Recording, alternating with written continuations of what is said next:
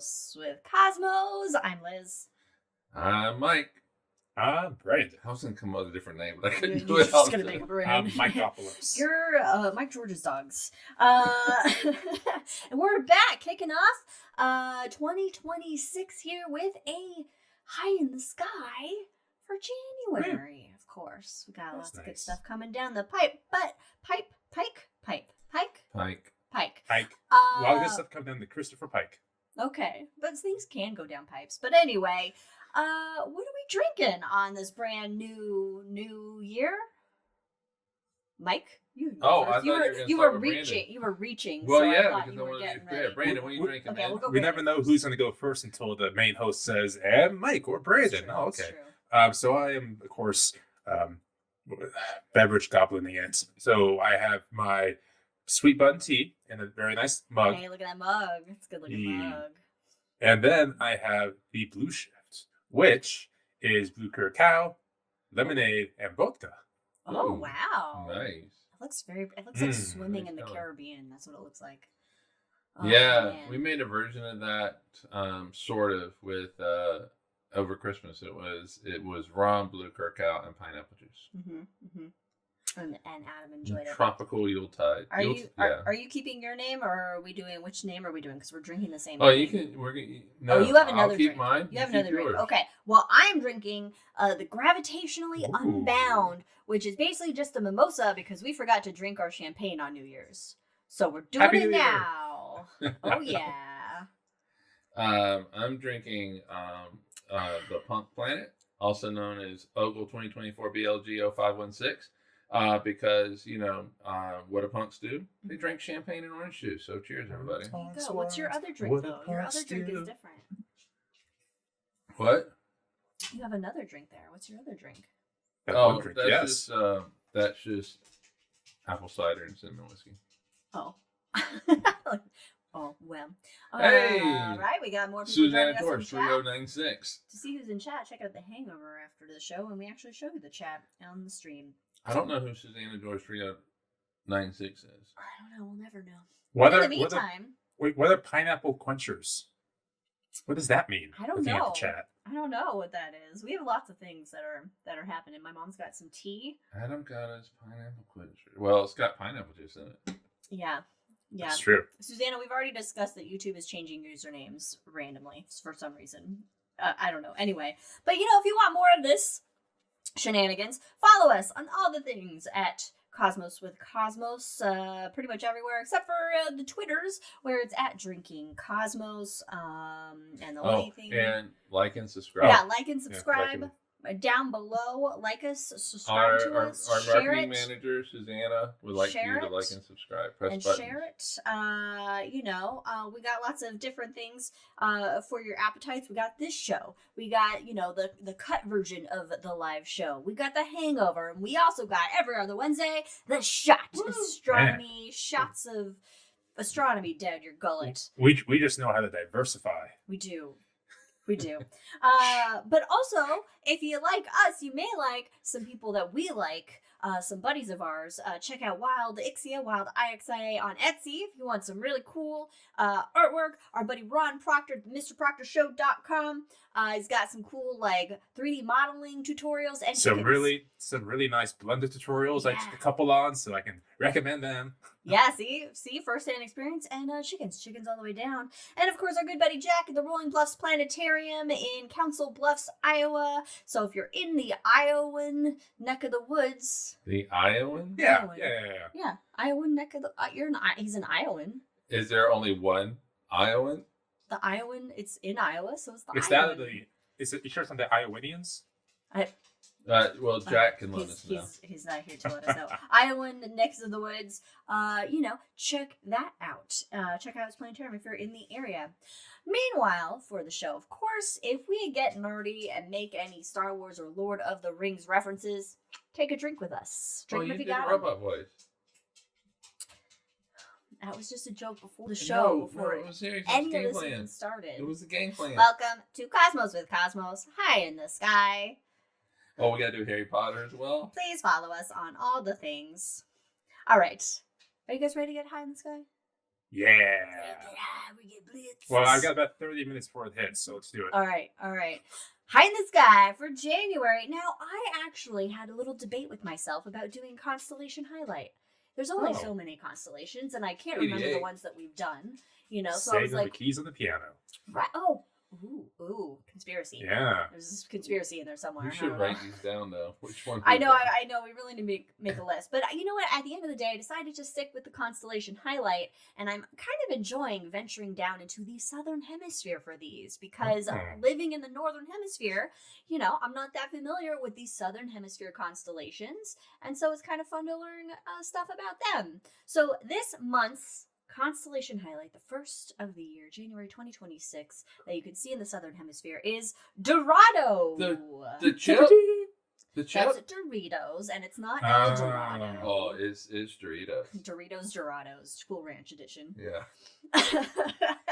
No, It'd be great if it Dorado. was shaped like a Dorito chip. If That's Capricorn. If Capricorn Yeah, it's like the summer triangle, but a Dorito. Yeah. Dorado, actually, its name means dolphin fish, or also called, at least here, swordfish. Okay. So it is a fish of some sort. Swordfish. A swordfish, like they Can- have the long sword noses. Can and you go on eat it? battles. We can Is eat it swordfish, tasty? right? Is it crunchy? It's Cool Ranch. Oh. Yeah, it was No, borderline. we'll Were you let trying pass. to make? We Were could- you trying to make a? He was making a Lord of the Rings reference. No, with Colin. not really. But I didn't land it, so we wouldn't let that one Okay, pass. So yeah. it's not the right reference. Well, this constellation, it was first depicted by, or it was first kind of like described by a Dutch astronomer, Petrus Plancius, who we have talked about on the show before and I remember that because his name sounds like a Harry Potter spell or a name, Petrus Plancius. Do we have to take a drink? Susanna wants us to. No, it's not an official rule, but Susanna can take a drink every time we do a Harry Potter reference because they're rare. Petrus Plancius. It seems like it would be like a frozen spell, right? Like you're frozen in place. You're planted. Petrus? Yeah, that makes frozen sense. in place. Petrified? Yeah, but they see? already have a freezing spell. I'm making a new There could one. be two. Okay, well, you didn't let me finish. If you would have let me finish, you would have heard my question of like, how is this one going to be different from the petrified totalis one? You're making a new one. I don't know. You gotta have the It's details. different some way. I don't know Yeah. all the spells. But it was first depicted in Johann Bayer's star atlas Uranometry in 1603. So that's when it kind of was officially made part of the southern constellations in the sky. Now, as far as stars going in this constellation, it actually has one of the largest known stars. My God. Ooh, it's G64. Whoa, man. WOH G64. I don't know. It's a hypergiant. It's actually a symbiotic binary system. I'll explain that in a second. It's 160,000 light years away, which Whoa. means it is not located In the galaxy. within the Milky Way galaxy. That's right, folks. It's in the Large Magellanic Cloud. Not the Which- small one. Not the small one, the large one, which is a companion galaxy to our Milky Way, which I'll also talk about in a second. But, whoa, G64, this hypergiant symbiotic binary. So what a symbiotic binary basically is, which I've never heard of symbiotic binary before. I've heard binary because most stars are binaries or more, but I haven't heard symbiotic, which is a weird evolutionary, it was just like a biology term, which you don't really find in astronomy stuff. So this typically contains an evolved giant star and then a hot compact star, and the large star expels a lot of material due to the solar wind, and then the companion star basically accretes that material from the large star. So it's not pulling it off like you would have. Yeah, it's with not the- pulling like it. the It's just vampire like star, it's gathering it basically. gathering. It's like sweeping up its mess. It's like, all right, I'll just fucking take this on for you. So they have, I guess, that symbiotic relationship there. So give and take. It's a give and take relationship. One's a Well, giver, one's a taker. Yeah, that's what it It's is. just one is they have their own roles. One is specifically the giver, one is specifically the taker. Just And a this toxic relationship. Yeah. literally, because it's a lot of radiation out there. It would kill you. It Yes. would. It's actually the first star outside of our galaxy to be captured in a zoomed-in image by the European Southern Observatory's Very Large Telescope Interferometer, Oh, okay. or Okay. VLTI, if you want. And since it is a hypergiant, it's gonna go big boom. It's gonna go big boom One day. in What's the sometime compact? within the next millennium. Oh, Like, is it? Oh, that's pretty soon. Yeah. So that could happen like tomorrow. It could. Yeah, the compact, nothing about it. It's in its Supernova Watch the compact 2026. star is in its main sequence. I think it's fine, but the hypergiant, it's roiling, and that hypergiant currently is 800 times the mass of the sun, and it has expelled between 3 and 9 solar masses of material. So wait a minute. How big is it?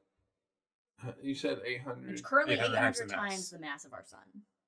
I mean, it didn't start that way, but it currently, as it's evolved into a hypergiant. There you go. Here's the notes. You read it right there. All right. Well, that seems It's a beyond yellow. what physics would allow. It's a yellow hypergiant. But I guess if it's really big, It's a hyper. Listen, take it giant. up with physics, Mike. Yeah. A It's a millennium hypergiant. is a million years. So sometimes in the next one. No, It's 1,000 1,000 years. years. Sometimes in the next. Just a couple zeros in there. Sometime in the next 1,000 years, it'll go big boom, a big bada boom. So Yeah. sometime by the year 3000. and 25. Hypothetically. Maybe. 3000. Well, depending on. Now the constellation Dorado, as it were, doesn't Deja. just have the Woe star, the Woe Man star. It has actually only one actual named star in the system. It has like its Alpha Dorado, Beta Dorado, the stars in terms of their those classifications. But the only formally named star is called Naledi. that's a fun name. Or parentheses WASP 62. But Okay. don't worry, it won't sting yet. It's 573 light years away. It's an F main sequence star that's actually younger than the sun. Oh. Okay. And it has a planet, which is a hot Oh. Jupiter. Yeah. In fact, Dorado, the constellation, only has, so far, there's 2 stars that have planets within the constellation that we have found so far. Another star that I thought was interesting in the constellation is HE. Okay, I'll do this one, robot. Thank you. HE 0437-5439. This is an unbound hypervelocity star, meaning it's going fast and it's not attached to anything. That's This the is the name of my next album. I like it. I was gonna say this is the next iteration of the Fast and Furious movies. It's just a star fucking going fast through space. But this star is moving 723 kilometers per second. Mike, take it away with the American 723 kilometers per per second. second. I'm gonna About guess 400 400-ish. miles Yes. an hour. 400 miles per hour or second? More miles per second. 400 miles per second. So It's it would going take, fast. 5 seconds to get across the U.S.? Yeah.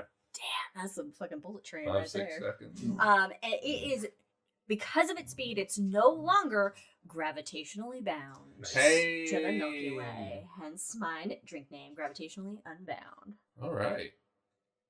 Which is what I'll be after a few mimosas. This star is 30. Are you going to float up? Yeah, I'm gonna start floating. Because It's of like all, it- like, the All the air. bubbles. It's All like the in bubbles.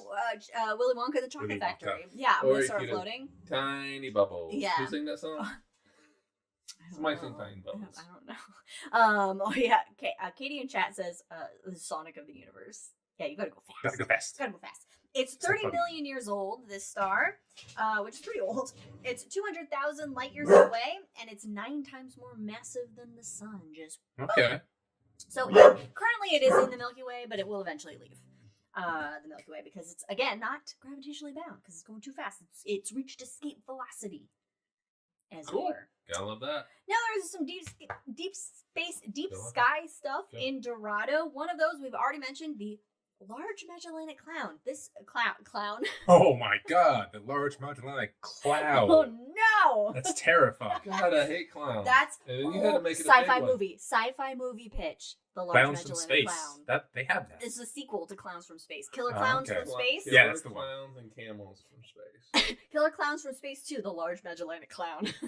Boogaloo. No, the Large Magellanic Cloud, Dorado, and there's another constellation that I didn't pay attention to, contained most of the Large Magellanic Cloud in its direction. Basically, this is an irregular galaxy that the Milky Way is chomping away on. Chomp, chomp, chomp, chomp, chomp, eating it up, cannibalizing it. It is 1/100th as massive as the Milky Way. That's pretty good size. Yeah, it's small, but So it's 1%. good size. Yeah. Sure, that's what that means in percents. 14,000 light years across and 157,000 light years away. And now here's some historic facts. History facts. History with Liz. History with Liz. It was first That actually mentioned. would be a good. Yeah, I was just thinking that. Like a little pencil and chalkboard fly across or something.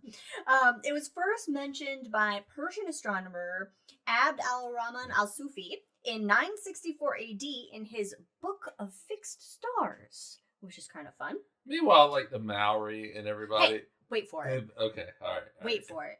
All right. Americo Vespucci mentioned it in a letter in 1503 or 1504 during his third voyage. Oh, what kind of letter? Love letter? I Was know, it like it's a just letter like just to hey, Mom? I saw these things, and then I wish saw you were a here. giant clown in space. yeah, and one of the things he described it was then looked at later and go, oh, he's actually referring to the Large Magellanic Cloud there. But then Ferdinand Magellan. Oh.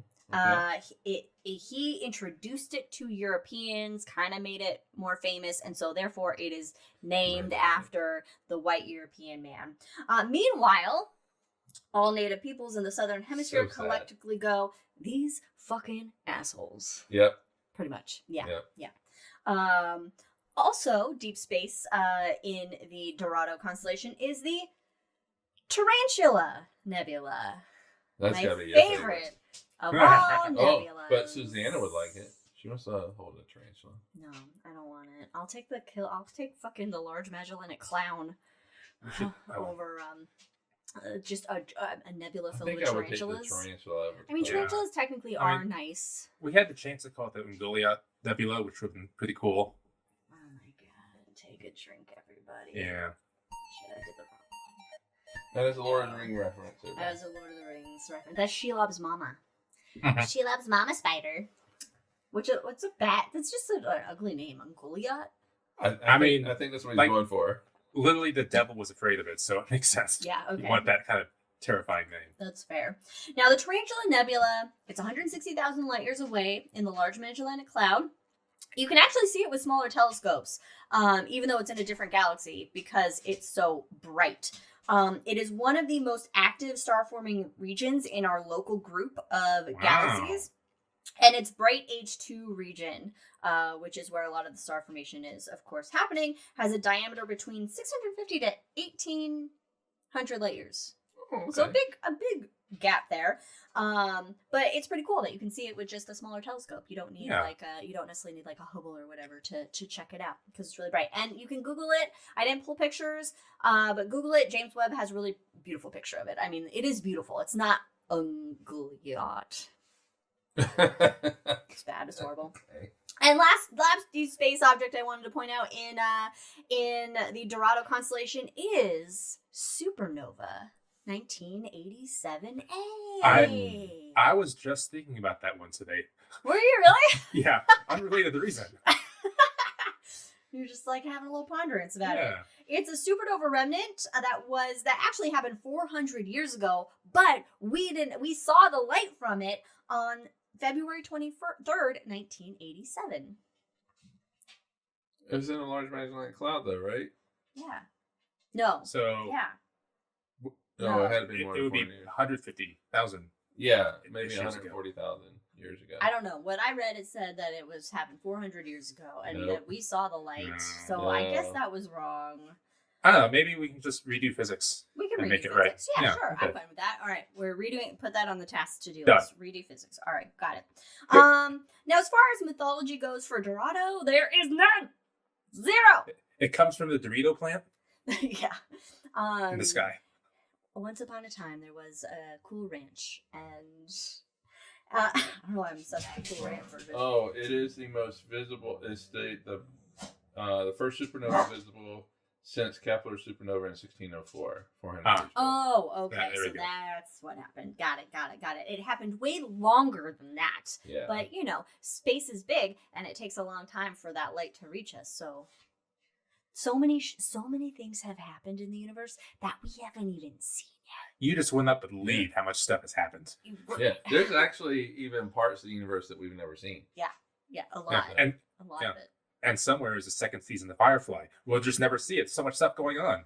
It's out there. It's out there. So the small major light Could be in a cloud is parallel. not into the Dorito chip. No, the large one is. The small one's elsewhere. Yeah, but they're real close to each other. Yeah, but it's just not in the same constellation. It's in different. I'm sure it's nearby. right next door. But it's not within the borders of the Dorado constellation. The Dorito. Yes. constellation. And that's it. That's for our constellation highlight. Sweet. Dorado, swordfish, dolphinfish, whatever you want. Dolphinfish, though. Like, is that the same as a dolphin?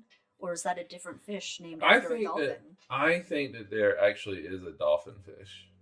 Okay, we'll leave it to chat to Google. Oh, no. The world may never know. Oh wait a minute! There's It's like clownfish. a porpoise is a fish. A dolphin is like a dolphin. A dolphin is a dolphin. Yeah, a dolphin is a 'cause porpoise. Right, Because because it's a mammal. yeah, We're not a biology show, everybody. We are just a space show, so we don't know these things. But anyway, all I know is dolphins are fun, but also can be a little rapey. And that's that. Okay, we got more in the sky, though, for January here that we're in, as far as planets go. Mercury, Mars, Venus. No luck, no dice this month in January. Not really going to see them. Mercury, kind of like by the end of the month, like at sunset, but it's still pretty low, so you're probably really not going to really see it. It's not great. However, Jupiter, it's visible all night long, all month, and it's been up for the past couple of months for a good chunk of the night. So Jupiter's the best to see, and on January 10th, it reaches opposition. opposition. So that Think about it. is Use a a telescope. good time to see it Mhm. on January 10th. If it's not cloudy. If it's not cloudy, which Yeah, depends on it sure where will you be, live, you know. Yeah, I know. Oh, dolphin fish are also known as mahi-mahi. So we've eaten dolphin fish. Mahi-mahi tacos, dolphin fish tacos. Pretty Yeah. good. Pretty good. Yeah, they're good. Pretty They're good stuff. Saturn, early evening, it'll be up. It'll set before midnight, but still, good time to see Okay. it this month in January. And it'll be in the same, if you have binoculars, it'll be in the same binocular view, as Neptune. Oh, Yeah. I thought you had Uranus in the notes. I do have Uranus in the notes, actually. You know what? We really don't ever bring up Uranus and Neptune and where they are and when they're visible, Yeah. because you can't see them with just your eyeballs. You need at least binoculars, at the very least, binoculars to see them. And then they just kind of look like blue stars. Kind of. Like whenever you take the telescope binoculars to the sky, they go, "Oh, I'm going to go find a planet." Yeah, there's a lot of lights up there. There's a lot of lights up there. It's a lot. It's hard to deal. But Don't follow the light. All right. okay. But the good news is that if you find Saturn, then whip out those binoculars if you got them. And you will be able to see Neptune within the same view. I did want to highlight Uranus this month. If you have binoculars for Uranus, it's in Taurus, just south of the Pleiades or the Seven Sisters. It looks like a little tiny, tiny, mini dipper. Like a tiny, tiny little dipper. Dipper. And it'll be visible most of the night during January. So you can try and find Uranus. I just wanted to say it. You know. What are you watching? I'm watching the dogs. I know, our dogs are playing right now. All right, now January has a few celestial events. It's not too active of a month in terms of what's going on in the sky, though. We just had a full moon on the 3rd of January. It's a full wolf moon, or the moon after Yule. However, my favorite nickname for this full moon is from the Cree tribe, and they call it the Frost Exploding Moon. like as frost crackles and stuff. That's Like cool. I just find that to be really fun. Now this was something really interesting that I wanted to point out. In early January, I don't have specific dates, just early January. So now, when you're watching it now, or when it comes out next weekend, there is a star halo around the star Mirfak in Perseus. Basically, the outer rim of the Milky Way runs through Perseus, and there's a ton of star clusters in the area. And so the largest of these star clusters is going to surround Mirfak, and you can see it with your naked eyes. Like, I guess it just looks like this star has a little extra halo cool. around it. So I thought that was kind of like a neat thing to see. Yes, Mirfak. Also in Perseus. Now, Perseus is really more of a full-time constellation, but it's still visible now, just later in the evening, and then it's going to be going on its westward journey out of our nighttime sky as we head deeper into spring. But the brightest star in the constellation Perseus is in Medusa's head, because Perseus is carrying Medusa's head, of course. And that is the star Algol, the demon star. And it's actually going to be doing this like brightening thing. It's going to have a 10-hour period every 2 days where it dims and then re-brightens by a third. Yeah, it's a variable star. It's the most famous variable star. Oh, well, this seemed to highlight it as if it was doing something extra. Oh. It was doing a little extra dimming and re-brightening. I don't know. But anyway, yeah, back in the day, they wouldn't look at it when it was bright because it was supposed to bring bad luck. We'll go out and look at it. Stare the demon right in the We can't get any more eyes. bad luck than there is right now, so fuck it. That's true. That's true. Now we do have a meteor shower watch. The first... Beep, beep, beep, beep, beep. Yes, thank you. Meteor shower. I'm just gonna do robot voice now. Meteor shower watch 2025. Now the peak already happened for this meteor shower. It's the quadrantids. Say it with confidence. The quadratins. Federico's not Jesus, listening. this is a horrible.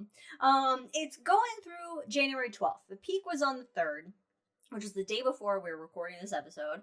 But it's still going to be happening. And it actually comes from asteroid 2003 EH1, which is the leftover core of a comet, which is kind of cool. All right, we have Comets and asteroids are related. They're family. Technically we're all a family. We're all family. Now I did want to do a new little segment behind the sky, because we got every year for Christmas, we get a calendar for the next year, a space calendar. And this year we got a calendar that has some like this day, this happened in astronomy history. And so I thought, I'm going to do this month in astronomy history. Hey, there you go. Now we need theme music. Bam, bam, bam. Wait. Reach out to Ron. Yeah. All right. So this month, January in astronomy history, on the 1st, it was the 225th anniversary of Giuseppe Piazza's discovery of Ceres. So the first asteroid really wish discovered, and Federico now were the listening. first dwarf planet. Technically, they found it. They called it a planet. They did call it a planet because they thought that there should be a planet in between Mars and Jupiter, and they never found one. But they found some other cool objects that we now know are asteroids and some dwarf planets out there. So Ceres was discovered 225 years ago this month. On January 10th, it will be the 80th anniversary of the U.S. Army Signal Corps making first radio contact with the moon. What did the moon say to us? I don't know. Hi, Moon. If the moon hits your eye like a big That would be funny if that was what they said. tomorrow. It's like, oh, you like these craters? I don't know why. Now, I didn't actually research this further, other than the U.S. Army Signal Corps is responsible for like communications. Is it corpse or core? Core. You know what? I'm going to say it like it's spelled. Corpse, because they produce a lot of them. Yeah, look at you, Army Signal people. So I don't know how they made the Army contact Corps. with the moon, but they did. Now, the 23rd of January will be the 40th anniversary of Voyager's flyby of Uranus. where it went, hey, bye. And that's the last time we went to Uranus. That is. And the only time we went to Uranus. So there's that, 40 years ago. And on the 28th of January, it will be the 40th anniversary of the Challenger explosion. Oh, on the same day Uranus? No, 28th, on the 28th.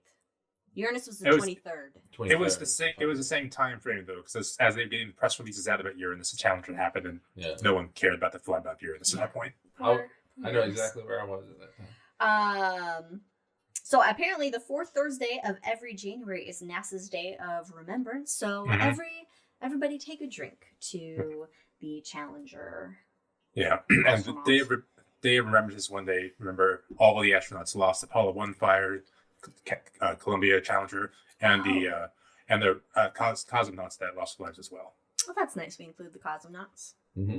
Yeah, actually, at Kennedy Space Center, they have this huge wall dedicated to all the names, but the vast majority of the area is blank for quote potential future names. But it just shows you they understand the impact.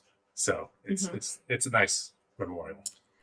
Space exploration is hard. Dangerous. And we're on you know what? We're just figuring it out. We're just you're literally sitting on a controlled explosion. When going up, and if you're coming in like Columbia and you lose one of or a few of those tiles, you're letting in a lot of hot air, and it disintegrated Columbia. But you know what? Everybody that is brave enough to sit on that rocket, they know what they're getting into, and they're prepared. Oh, they completely know what they're getting into. I'm sure they wouldn't. And we're about ready to change send their minds. astronauts back to the moon with Artemis 2. Yeah. Are those 2 launches hopefully first quarter of next year? This year. What? Yeah, oh, this year. Yeah. That's when they flip around the moon. They're not going to land on it. They're going to pull, Apollo 8 and go around it and come back. Yeah, so they're looking early February, or at least that's when the window opens. Yeah. Well, we'll see what happens with Artemis. Good luck, everybody. Check us out next month. Yeah. So those are all the what happened in this month in astronomy history for January. But let's talk about what's going on now. Current astronomy news, things that have happened maybe while we were out. Now that we're back, I got a few things for us here. First off, starting us off here, astronomers have discovered a bridge of gas and dust between 2 protostars, which is the signature of a close encounter 15,000 years ago. Oh, are we sure it's not like the Rainbow Bridge? Did we accidentally discover that? We could have. We don't know. But this is from skyandtelescope.org, and protostars, these are stars that are still forming. They're on their way to becoming stars. They're just little embryos. Hot, violent embryos of stars that are just tearing apart their wombs waiting to get out. I don't know what's happening with this analogy. But anyway, the Atacama large millimeter/sub-millimeter array.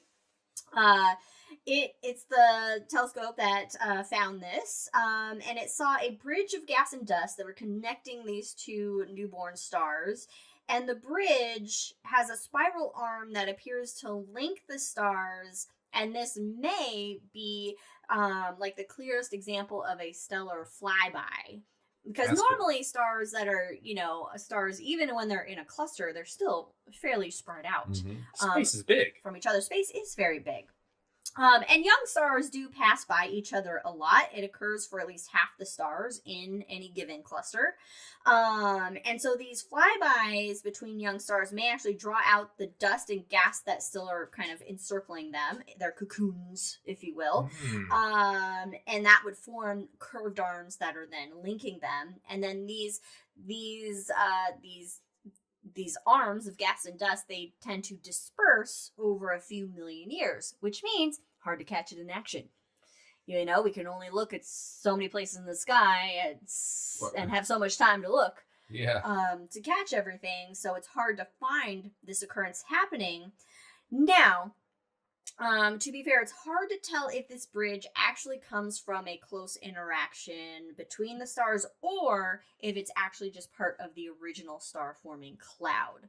Okay. So there is a little bit of debate between astronomers on this. Some people that weren't part of the study are like, well, they can be, And that's exactly how they talk to each other at conferences. But we understand it. Young Woo Choi from the Seoul National University. He's the lead author on this study, and he captured, or he had captured, a bridge between these infant stars. And the protostars have crazy names. I'm not even going to say them. They're 1,000 light years away from us and 2,100 AU apart. Oh, that's close. So one AU is the distance between the Earth and the Sun, 93 million miles. So 2,000 times that. And he says that the bridge likely emerged when the star's strong gravitational tugs stripped and stretched dust and gas from each other's planet-forming disks. But it is also possible that these stars are a bounded pair, that they're a binary pair, and so it's not actually a flyby at all. So you know what that means? More research is needed! Yay, research! We always like it when there's more research needed. All right, next on the list, we're going to go on a little Mars stretch. Journey with me to the red planet. All right. We're not going back in time, but... What are we doing here? All right, well, let's start out with a bummer, and then we'll get happier. Oh, no. What happened? I forgot to add in a picture. Uh-oh. All right, well, we'll start with the bummer, and then we'll imagine happiness. Mars Maven mission may be lost in space. Uh-oh. Yeah. So the Mars Maven stands for Mars Atmosphere and Volatile Evolution. On December 6th, NASA failed to receive a signal from it. Now, it was going behind Mars, which is a typical blackout period. Mm-hmm. And usually a spacecraft goes behind Mars, blackout period, and then once it comes back around, they're able to reestablish communication with a satellite. And in this case, they weren't able to. The telemetry before it went on blackout looked good, according to communications. They ended up receiving partial tracking data that showed the spacecraft was spinning at an unusual rate, and its telemetry may be off now. I don't know what happened. No one knows what happened to it. Probably aliens. It's always aliens when in doubt. So the bad news, however, is that Mars is about to pass behind the sun, which so we can't which is typically an extended blackout period of communications. So they're just gonna have to kind of wait and fingers crossed that they're able to get communications back with the satellite. Yeah, it's gonna come back around the sun, and maybe it's gonna be like, I was here all along. Like, I'm fine, guys. What's going on? Yeah, I'm fine. Why are you guys freaking out? Maybe it's just taking a little vacation, a little holiday. He was like, you know what? Let me just go check out this area real fast. There's always something I want to do while NASA's not listening. While they're not watching, let me go do something. You know, like he's entering his teenage stage of satellites. Yeah, but didn't make it home by curfew, and so now it's like, oh fuck, and doesn't want to get grounded. The fun thing that I had was Curiosity sends a holiday postcard from Mars, which it does every year. It's a panorama, and it just sends a postcard. And it's like, Happy Holidays from Curiosity. I was going to put the picture up and be like, Happy Holidays. I don't have it. I forgot I was doing that. Just imagine Curiosity with a little Santa hat. Yeah. Weren't you working on pictures? I worked on one, and then I was like, oh, it's just one picture. Forgetting about this one. This is what happens. So, yeah, just imagine, a little rover that's like, hey, happy holidays, everybody. And the barren desert landscape of Mars behind it with nothing else around.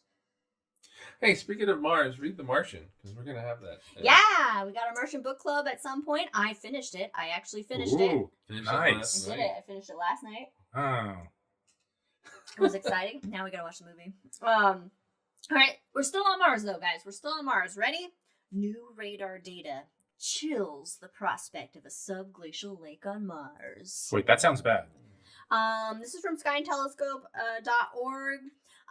There is on the solar polar ice cap, it has been suspected that there is a subglacial lake about a mile below the polar ice cap. And that comes from 2018 data from the Mars Advanced Radar for Subsurface and Ionosphere Sounding, or MARSIS instrument that is on the European Space Agency's Mars Express orbiter. And so what they saw was this highly reflective radar signal that was originating deep underground, and water is very reflective. Very reflective. Very reflective. So it reflects radar strongly. And so the hypothesis was that it's an underground salty lake because it would need to be very salty to stay liquid at the cold temperatures that it would be experiencing. And guess what? We find this shit on Earth all the time. So it's possible that this could be present on Mars. However, new data has come through. Oh, okay. New data. From the NASA's Mars Reconnaissance Orbiter. MRO. The MRO. Now, here's the thing with the MRO, okay? Here's the thing, everybody. The front of the spacecraft, that's your prime real estate on a spacecraft. So you know what that has? Cameras, because we want to see some cool-ass fucking pictures of Mars. The back of the spacecraft, not prime real estate, has radar antennas. It has the shallow radar, or SHARAD. But what is it? SHARAD, SHARAD, SHARAD. shallow radar. And it actually has a higher frequency than the Marsis instrument, which means better resolution, basically. However, because it's on the back of the spacecraft, and not the front of the spacecraft, they got to do some funky shit with the spacecraft to collect this data, to actually observe, to get to study that polar region. They gotta do a roll. They gotta roll the motherfucker. Yeah. Nice. So it's the maneuver is called the Very Large Roll. I love astronomers so much. Can we? Jesus, the Very Large Roll. So basically, they turn the spacecraft on its side, allowing them to beam the radar signal directly to the planet for a stronger return. Now, this is tricky because it also rolls the solar panels. And what happens if you roll solar panels away from the sun? You lose power. Not great. So they had to do this at night. But not only did they have to do this at night, they had to do it when darkness was over the poles, which means they had to do it on the winter solstice. They had one chance, this one time. Yeah, one shot. Limited window to collect the data they needed. So they By did the way, this. Mars has a tilt very similar to Earth's tilt, so it has seasons like us, but twice as long. Yeah. So the North Pole and the South Pole will go into darkness during their winter times, respective winter times. Yeah. I'm just giving context. Thank you. I appreciate that. It is. It's very similar to Earth. So it did this. It did it successfully. It measured some data, and it got a very weak, faint signal. And this indicated to them that it is largely possible that there isn't a subglacial lake under the South Polar Cap. That maybe Marsis only saw like a localized anomaly that was like a patch of smooth surface, but it's not settled yet because maybe SHARAD on MRO just couldn't detect it. That it just didn't actually have a strong enough signal. Sounds like, Liz, we need more research. We need more research to the rescue. Yes. But this roll maneuver, because they've done it and it was successful, the very large roll, that they could actually use it to study other areas on Mars as well for radar. They're just now figuring this out with MRO. They don't like to roll things, all right? They don't like to make the spacecraft MRO's move been there for like in decades. ways that it shouldn't be moving. You know what happens? If you don't get the power of the solar panels, that spacecraft just falls out of orbit. It just falls immediately. That's physics. That's a new physics we discovered. Yeah, it stops and then it just stops straight down and it just falls. So it's a precise. No, I mean, and we call that the very large drop. Very large drop. So yeah, the very large roll doesn't succeed. Very large drop is next. VLD. The VLD. The VLR. You don't got the VLR, you VLD. Yeah. My next t-shirt. Anyway, so cool, neat things happening with Mars. All right, venturing away from Mars now. Hold on. Okay, so the most distant spacecraft we have out there is Voyager spacecraft. It is 170-ish AU away, going back to that those two stars or whatever being 2100 AU away, apart from each other. So it's like not even a what? Not even like a. It's a very It's small like fraction. 15 times the distance between the Voyager and the Sun, basically. So really, really far out there. Yeah, far out there. Space is big. But really close to each other, too. That was us going back in time. Leaving our solar system now, astronomers measure both mass and distance of a rogue planet for the first time. Woo! Oh yeah, this is from phys.org. So this new rogue planet, it was identified, and unlike previously identified rogue planets, astronomers were able to calculate both its mass and distance from Earth. This is tricky with rogue planets because typically to determine the mass and distance of a planet, you need like a host star to help with that. Having a star that a planet is orbiting around, it helps a lot with math of things. And this rogue planet, it doesn't have a host star because it's rogue. Yeah, it's like, Kepler, fuck the system. Kepler gave you the whole fun. And Kepler and Newton. They gave you the whole thing. I wonder what they would be like if they were together at a party. Well, Newton would be sitting in a corner being grumpy. He'd want to leave, and Kepler wouldn't be that much better off. So they would probably just avoid each other. Yeah. But if Kepler brought his moose and jet, maybe. Well, that wasn't Kepler. Different guy. No, that was Tycho. That was Tycho. That's right. That was Tycho. Forgot Tycho was a crazy one. Probably mercury poisoning. Anyway, the only way so far that astronomers have been able to detect rogue planets is through a process called microlensing events. Mm-hmm. These are which is a slight gravitational effect on an object by background light. So light from a distant star, not the star of the rogue planet, because again, these are rogue planets, they don't have a star. Light from a distant star suddenly appears magnified to an observer, to us, and then microlensing can allow for the calculation of the mass by the object passing in front of the star by analyzing how much light was bent and magnified. But the mass can't necessarily be certain because a microlensing light curve can result from different combinations of mass and distance. So it's not necessarily like the most accurate thing. But it gives you like an estimate. Estimates and more importantly like estimate ranges, things like that. So minimum sizes, maximum sizes. Yeah, so you got a range. You got some idea of what this rogue planet is like. Now, this particular rogue planet of the story, its microlensing effect was observed by multiple telescopes on Earth, as well as the space-based telescope Gaia. And it was two different groups actually named this object, so it has two different names that are just ridiculous. I'm not even gonna, they're letters and numbers, and it's crazy. Ogle 2024 BGE 0516. That's one of them, yes. Yeah, what's the other one? The other one's the KMT one. Okay. So the KMT timing... 2024, what is it? BLG. 0792. 0792. Yeah. There you go. So the timing event was particularly helpful of this. Gaia was in a really good position to allow measurements that enabled the calculations of the planet's distance because they could use the geometry of Gaia to help with those calculations. So the observations from two different points and a slight difference in timing of the light signal allowed the team to calculate the microlensing parallax and determine the distance. And it turns out this planet has a mass of around 22% that of Jupiter, just under the mass of Saturn.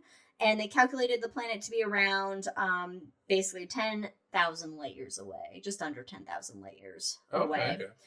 Or 3,000 parsecs if you want that. Is it coming right toward us? Coming right toward? No, I don't think so. Spectral analysis next week. Also found that the star it passed in front of was a red giant. So we learned something about the star that has no relation to the planet. Nice. So it's like a 2 for 1. Nice. Yes. I have an idea for a hangover topic, a very quick subject. So remind me about Rogue Planet and make sure Katie sticks around. Okay. Katie, you gotta stick around. Why don't you write this down? We gotta remember. I'm not gonna forget this one. This one's good. We must remember. Why do we have to remember? All right. Rogue Planet. Now, you may have checked out a shot of ours where Brandon talked about 3I Atlas comet. 3I? Is it 3I Atlas? Yeah. Because I's interstellar. Oh. It's the third one. that's been It's the discovered. third interstellar object. For more on that, check out our shot. Our shot on it. Okay, yes. So this interstellar object, 3I Atlas, first discovered in July 1st of 2025. It got a lot of attention, and part of that attention was, without fail, aliens. Of Aliens. course, it's always Aliens are involved. There's technosignatures. Aliens. The aliens with that got Maven. That's what happened. They're taking Well, out our satellites. It's just science. One Mars orbiter at a time. It's just science, folks. So, some people were like, okay, maybe somehow there's evidence of technologically advanced civilizations. There's like a technosignature with this comet or this interstellar object or whatever the fuck it is. Why do we do this? Because we can and we want to. That's why. It's always aliens, because we want it to be. We're desperately hoping one day it will actually be aliens. Completely overthink stuff. We do. But it's fun to think about if it's aliens. Is there like an internet rule of if something new has happened in space, so it's aliens? You know, like you have, I can't remember the rules off the top of my head, but you know, there's a list of rules, and there's maybe one for aliens. It's step 1, aliens, and then step 2, Science whatever science that real makes stuff. that proves it not to be aliens. Aliens. So the observations were made at the 100-meter Green Bank Telescope, which is part of Maryland. but part of the Breakthrough Listen program, which is designed to look for signs of alien life. Listen. So 6 months have passed since the discovery of this interstellar object, and a lot of data has been taken in various wavelengths like radio, infrared, X-ray, optical, and everybody has analyzed this shit. And aliens. according to SETI, the search for Aliens. extraterrestrial Aliens. intelligence, It's there. none of these observations have resulted in evidence of technosignatures. It's a conspiracy, folks. So It's a not, conspiracy. it's They not have the aliens. data. It's aliens. We have pictures of the little green guys on the little comet spaceship. Why would they be green? I don't know. Maybe they're It's plant-based. always green.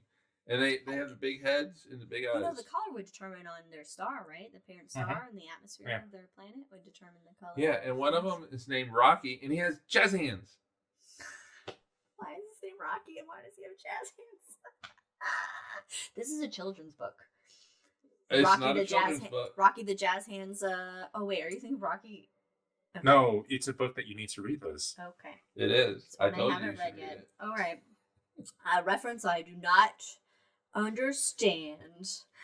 Okay, so basically, if you heard anything in the news or read anything in the news about this interstellar object possibly being connected with aliens, nope, not happening. Data doesn't show it. No technosignatures with 3I Atlas. Always follow the data.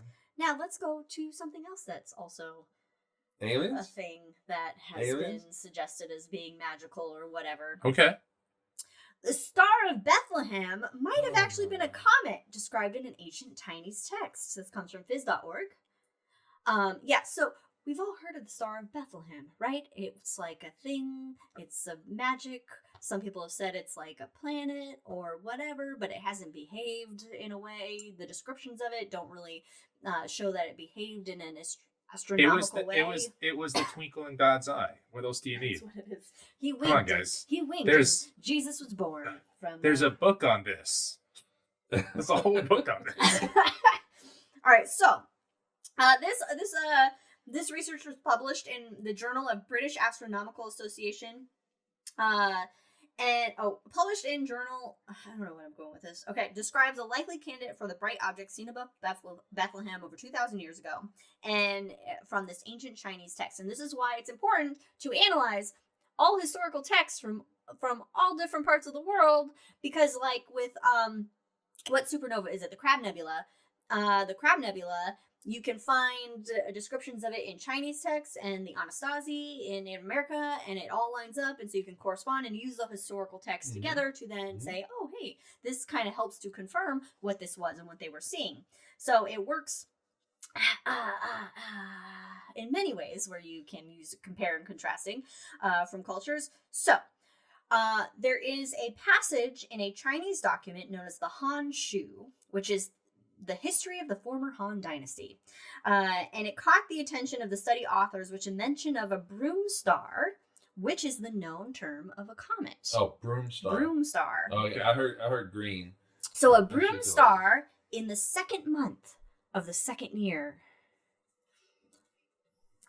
I feel like that should be time for a Lord of the Rings reference. No, that was close. I thought the same thing. Okay, I was thinking like, the same thing. I paused a beat just to let you have it if you needed it. I appreciate that. You're welcome. Okay, so the second month of the second year corresponds to the Chinese lunar month spanning 5 BCE from March 9th to April 6th, which falls within the established estimated window of Jesus's But that's not December. birth.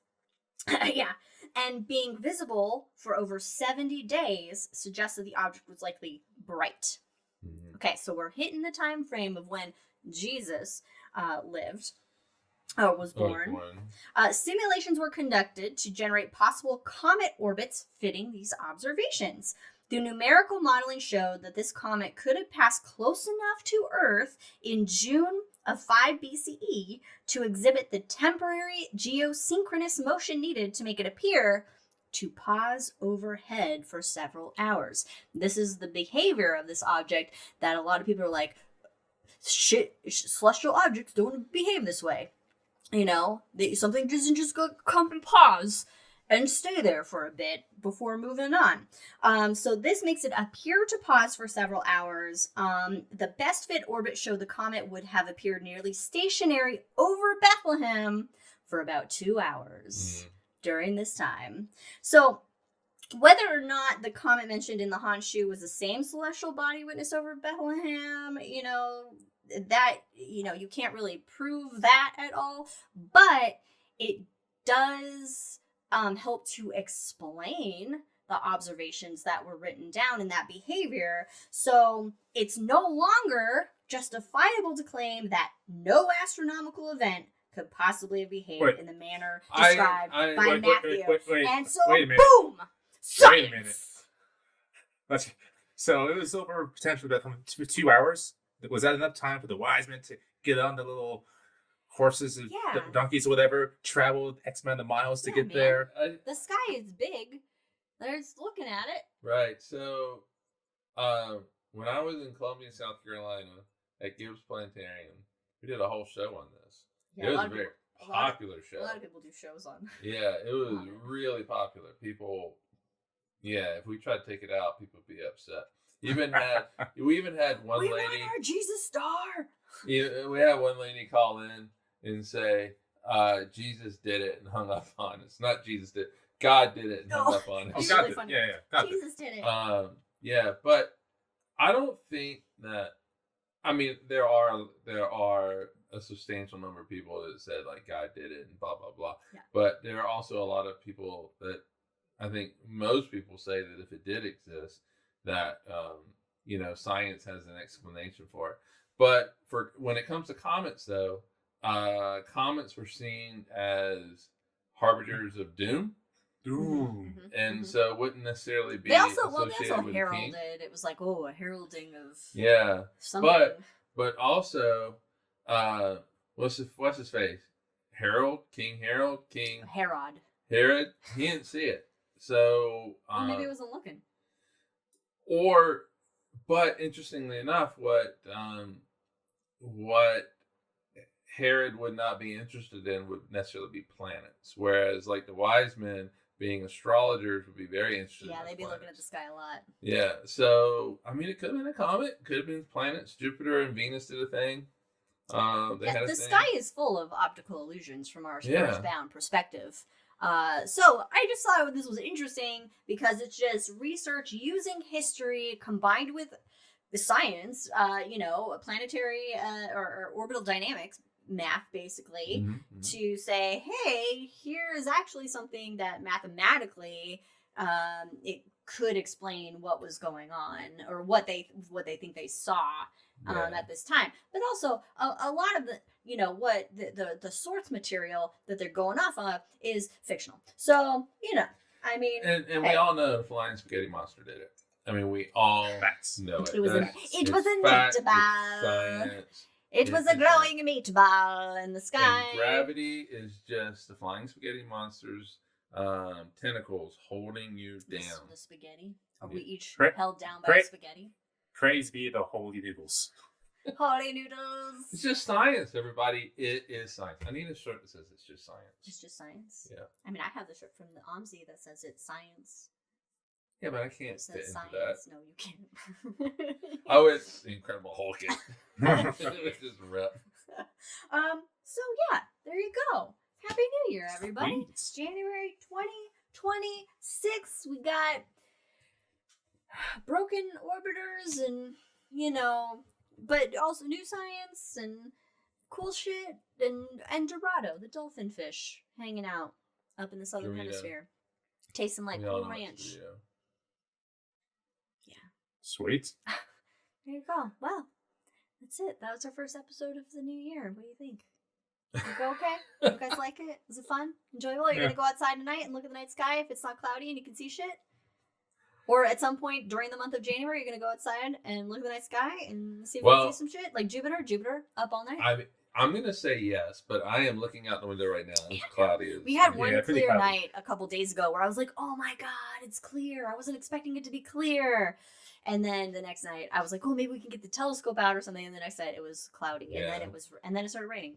So I was like, well, And we've had so much fog, and I don't know if it's just something that I haven't quite noticed as much, The or fog? if it was the fact that Susanna says that like all fog is like murder fog. No, And it's so- definitely an increase in murder fog, I would Yeah. say. So it's like maybe that's the reason why I've noticed all the fog that we've had. Murder. The hills are alive with ghosts in the fog. There's a lot of ghosts. Hills in are the- alive with ghosts. Anyway, thanks for joining us, everybody, on this episode of Cosmos High in the Sky for January of 2026. First episode of the new year. We will be back at you in a couple weeks with a episode about flat. Are we going Nope, flat? Nope. We're nope, not going flat. Nope. No, going it flat. was in the notes. Is it in the notes? I wasn't. Look, I only read the part of the notes that I did. Yeah, it's in the bottom of the notes. You can see what the show's all about. Yeah. Oh, the Earth is really old, but not too old.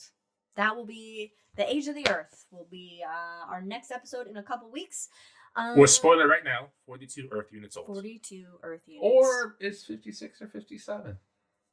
Oh, you should have worn your math shirt. That says the answer is Oh, 42. yeah, but I wore it yesterday. I had to watch it. Yeah. Anyway, check us out on all the things Cosmos with Cosmos, pretty much everywhere that matters, really. And our episodes of The Shot coming out every other Wednesday. We will have a new one out for you on the following Wednesday. We just To had be one on the recorded 31st. today. So we will have one in a couple, whatever time frame that is. So stick around for those. Also, check out The Hangover, which we will be doing right after We're the going to show. talk about So Rogue Planet. if you're not listening or watching us live, then you can check out the episodes of The Hangover on YouTube. So stay frosty, my friends. Cheers, everybody. Happy New Year. Bye. I hope you guys have a great 2026. Cheers.